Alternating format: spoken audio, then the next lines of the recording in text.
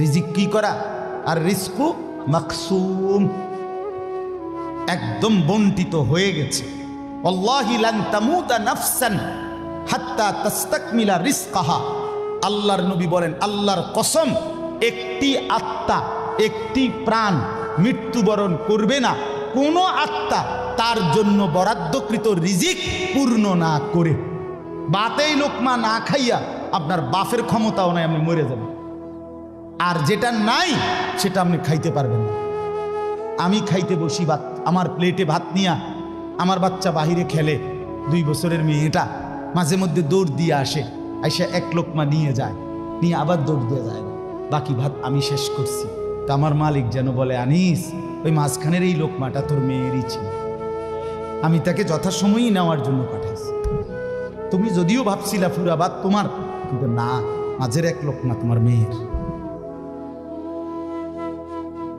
হ্যাঁ, রিজিক বন্টিত হয়ে আছে, রিজিক বন্টিত হয়ে আছে। ইন্না রাব্বি ইয়াবসুতুর রিজকা লিমান ইয়াশা ওয়া ইয়াকদির।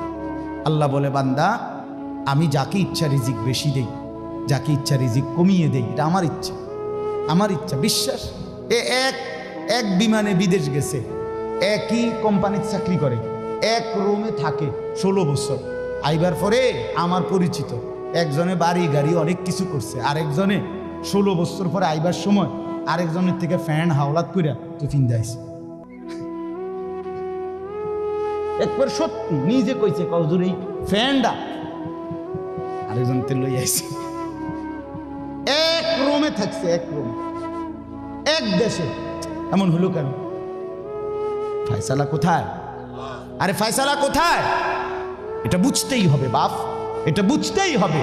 দুনিয়া নিয়া কাড়াকাড়ি না, দুনিয়া নিয়া কাড়াকাড়ি না, দুনিয়া নিয়া কাড়াকাড়ি না, দুনিয়ায় সেই যাবে।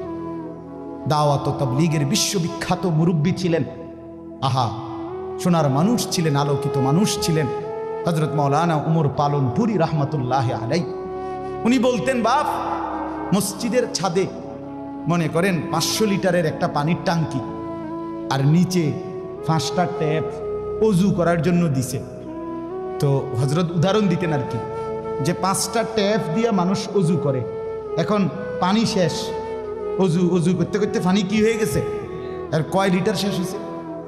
আচ্ছা, এখন মুসল্লি একটু বেশি দেখা মসজিদ কমিটি বলল যে না, কষ্ট হয় 5টা ট্যাপে অজু করতে, মুসল্লিদের আরো 5টা ট্যাপ লাগান।